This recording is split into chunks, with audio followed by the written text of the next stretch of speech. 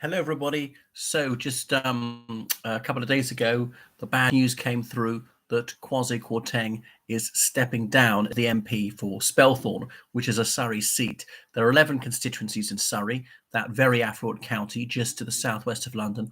All 11 are held by the Conservative and Unionist Party.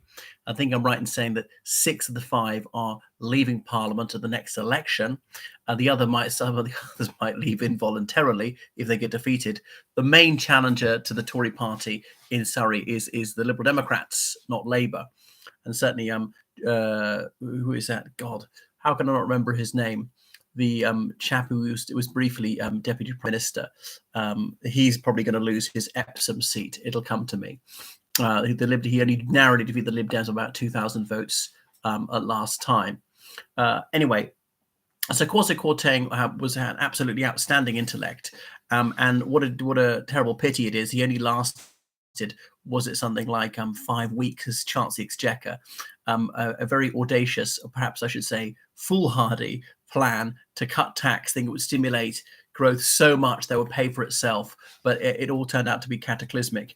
And his insouciance when he saw the pound tumble to its lowest ever level against the US dollar was staggering. And perhaps this is what comes from overconfidence. One of these people who can be clever or unwise. And it's proof, yet again, as if it were needed, that economics is so often ideology masquerading as a social science. If it really were provable, wouldn't there be almost universal agreement about what the effect of doing X will be Y? And it's true that there seemed to be an expert consensus that this was the wrong thing to do. But nevertheless, he went ahead and did it. So who is Kwasi Kwarteng? Because methinks this is him bowing up out of politics. I think it improbable that he will be elevated to the House of Peers. So as the first ever black person to hold the office of Chancellor of the Exchequer. If you're not British, you might not realise that Chancellor of the Exchequer is Finance Minister in the United Kingdom. No other country in the world calls it that. In a political context, we usually simply say Chancellor. Don't bother adding of the Exchequer. It's confusing because in the cabinet there's also Chancellor of the Duchy of Lancaster, Chancellor of the Duchy of Cornwall. Even though these chancellors are not particularly in charge of those counties, the person who's the ultimate authority in a university also has the title Chancellor. He was born in the United Kingdom to Ghanaian parents. Obviously, he's a British citizen. He's the only child. His mother was a barrister. His father worked at the Commonwealth Secretariat, which was then in Kensington, has now been turned into some sort of architectural museum. This is back in the old days, in the 60s, when people thought the Commonwealth might really be a force to be reckoned with. So he went to Connaught Court, which is now called St Paul's Prep School, named after its founder of St Paul's, John Colet. And then he won a King's Scholarship to Eton. And I remember the very first time I visited to Eton, I was there for my 11 plus test and interview. I arrived a little bit early and we took a stroll on this path beside College Field. And I saw a black boy jogging towards me. Little did I realize I was seeing a future Chancellor of the Exchequer. That must have been Kwasi Kwarteng. And I know it was him because he was the only black boy in the school at the time at a 1,300. But there we are. He's also very tall. He's 6'5". So he's, what can I say, unassuming, phlegmatic, pleasant, unfailingly courteous, and so on, rather understated, restrained, on the dull side, has a ferocious intellect. So he promised so much and yet delivered so little. But anyway, happier note, he got married a few years ago. He's got a baby with his good wife. Several years ago, they said he was dating Mel Rudd, that Conservative former MP who was once Chancellor of the Exchequer. He had a magnificent academic career at Eton, and he really was stupor mundi, winning the Newcastle Scholarship, as in this is not really a scholarship, it's a prize for philosophy essays. I entered it somehow. I didn't even get proxime acessit. And then going up as a scholar to Trinity College, Cambridge, of course, the grandest college in Cambridge, where he read classics in history, getting a double first, of course, winning the Brown Medal for ancient Greek poetry, as in he actually had to compose the poesy, was a member of all the right clubs, and he was went to Harvard as a Kennedy Scholar for a year, and later he got a PhD from Cambridge University in the recoinage crisis of 1697 or something. How richly ironic, given that he more or less caused a coinage crisis for the UK so many years later. So then I first came across his name in the late 90s when he was writing for the Daily Telegraph, Kwasi Kwarteng. I thought, I never heard that name before. I did know that Kwasi was a Ghanaian name.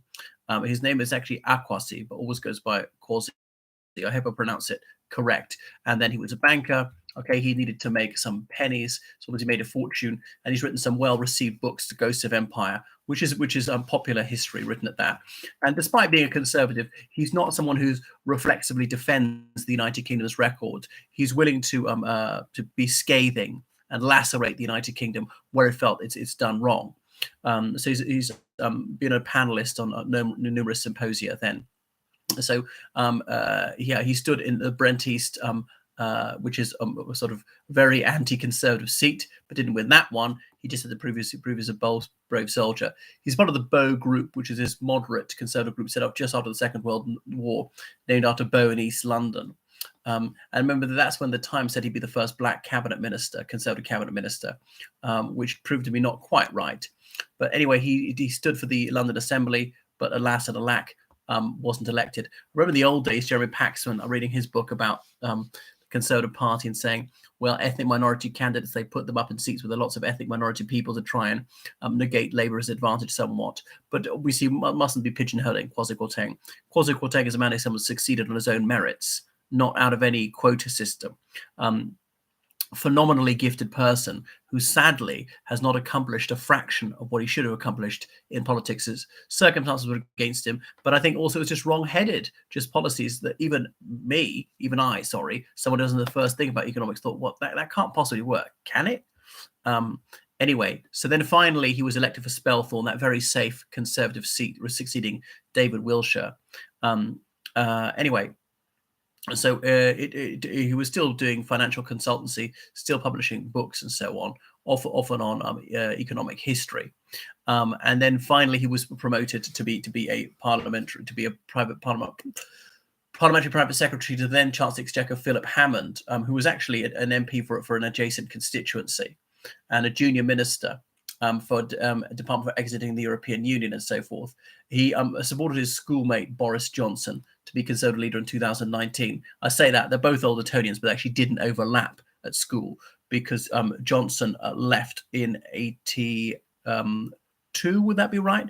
Whereas Kwasi Kwarteng, he didn't come up to Eton until about 88. And they were both in the same house, college, and that's the King's Scholars House. So he was a cabinet minister in 2021. Finally, the Secretary for Business, Energy and Industrial Strategy had to deal with all sorts of difficulties, some scandals, and alas, his fondest wish was crowned when he was appointed Chancellor of the Exchequer by his ideological soulmate Liz Truss. And then, obviously, 2 days after his appointment, Her Britannic Majesty died, so politics was effectively suspended for a fortnight. And then after that, he brought his Growth Plan 2022, which was anything but growth. Okay, so getting rid of the cap on bankers' bonuses, and that's his one legacy that stayed. Even Labour said they won't reimpose that cap, and he was going to get rid of the higher rate of income tax and all the rest of it, raising the stamp duty threshold, freezing energy bills. He was going to undo the increase in national insurance and things like that, all sorts of things like this. So is very much a free marketeer, but it turned out to be terrible and cataclysmic. And he and Liz Truss said, well, maybe we should persist with this bold experiment a bit longer. It would have worked. But anyway, it didn't. So after only 38 days, he was kicked out. He was about to represent the United Kingdom in a conference in the USA when he was summoned back and told to resign and be sacked. Well, then he fell on the sword. So the only chancellor who served less time than that was Ian MacLeod, who had died of a heart attack way back in about 1972. It was a big beast of the Conservative Party. And MacLeod, curious enough, was someone who was actually very involved in decolonisation, which is pertinent to Kwasi Kwarteng's backstory, of course. So some people see him on the right of the party, who was economically, but maybe on the left of the party on other issues. But so that's an awful pity. So he's undemonstrative. He doesn't talk a great deal about his background or his family, or things like that. So I suppose he'll just devote himself to writing books from now on. Well, that is Kwasi Kwarteng, and it's a terrible pity that someone who's so multi-talented, had so much to give, has in fact given us so little, and in some ways done the country a great disservice. Right, thank you for watching my channel. Please subscribe on Patreon, donate on PayPal. Toodaloo.